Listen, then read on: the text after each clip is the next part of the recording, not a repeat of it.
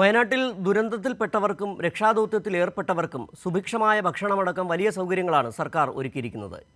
ഇതിനായി വിവിധ സംഘടനകളുടെ നേതൃത്വത്തിൽ ഊട്ടുപുരകളും 24 മണിക്കൂറും സജീവമാണ്. രാവിലെ 8 മണിക്ക് പ്രഭാത ഭക്ഷണം റെഡിയാകും. പിന്നെ 4 കൂട്ടം കറിയുള്ള ഉച്ചഭക്ഷണത്തിനുള്ള ഒരുക്കമാണ്. അത് കഴിഞ്ഞ് അത്താഴം. ഇതിനു പുറമെ ഇടവേളകളിൽ ചായ, 3 തരം കടികൾ.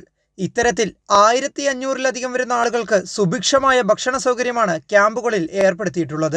ഞങ്ങൾ ഏകദേശം ഒരു 4 മണിയോടുകൂടി രാവിലെ സ്റ്റാർട്ട് ചെയ്യും വർക്കുകൾ. 4 മണിയോടുകൂടി വരും. ഏകദേശം രാത്രി ഒരു 10-12 മണിയാവും ഏകദേശം എല്ലാവരും ഞങ്ങൾ പിരിയുമ്പോൾ.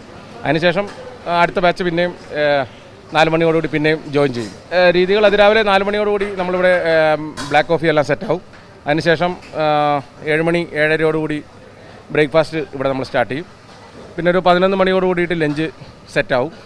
പിന്നെ അതുപോലെ ഈവനിങ് ടീ സ്നാക്സ് ഒരു 4 മണി, രാത്രി ഒരു 7 മണിയോടുകൂടി രാത്രിത്തെ ഭക്ഷണവും. അങ്ങനെയാണ് ഞങ്ങളിപ്പം പ്ലാൻ ചെയ്തിരിക്കുന്നത്.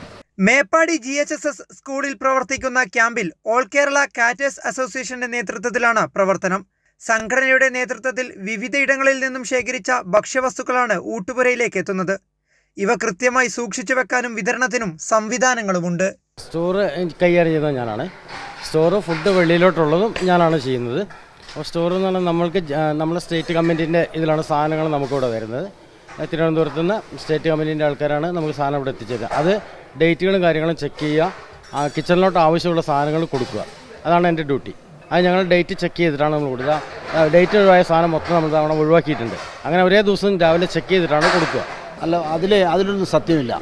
കാരണം ഞങ്ങൾ ഈ സാധനം അവിടുന്ന് ഡേറ്റ് നോക്കി കമ്പനിയിൽ നിന്ന് ഡയറക്റ്റാണ് ഞങ്ങൾ ഈ സാധനം ഞങ്ങൾ പർച്ചേസ് ചെയ്യുന്നത്. ഞങ്ങൾ പർച്ചേസിന് തന്നെ ഞങ്ങൾ 3 പേരടങ്ങുന്നത്. അതായത് ഇവിടുത്തെ ജില്ലയുടെ പ്രസിഡൻറ്റ് ചന്ദ്രൻ ചേട്ടൻ അതിനാണ് നേതൃത്വം കൊടുക്കുന്നത്. ആ ജില്ലാ പ്രസിഡൻറ്റ് ചന്ദ്രൻ ചേട്ടൻ്റെ നേതൃത്വത്തിലാണ് ഇവിടെ ഞങ്ങൾ പർച്ചേസ് ചെയ്യുന്നത്.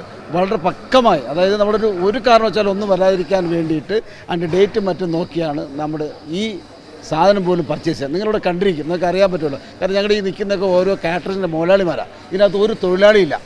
കാരണം ഞങ്ങൾ തൊഴിലാളി വയ്ക്കണം. കാരണം ഞങ്ങൾ തന്നെ തൊഴിലാളിയാവുന്നൊരവസ്ഥ. കാരണം ഞങ്ങൾ സഹോദരങ്ങൾക്ക് വേണ്ടി. അപ്പോൾ ഞങ്ങളത് അങ്ങനെ വ്യാജപ്പറഞ്ഞ ഒരിക്കലും നിങ്ങൾ ആ പ്രചരണം നടത്തരുത്. ആര് നടത്തിയാലും അതല്ല എൻ്റെ ശരി. അങ്ങനെ ആർക്കെങ്കിലും എന്തെങ്കിലും സംശയമുണ്ടെങ്കിൽ ഒരു ദിവസം ഒരു 10 മിനിറ്റ് നിങ്ങളുടെ ഈ ഭാഗത്തൊന്ന് നോക്കുക.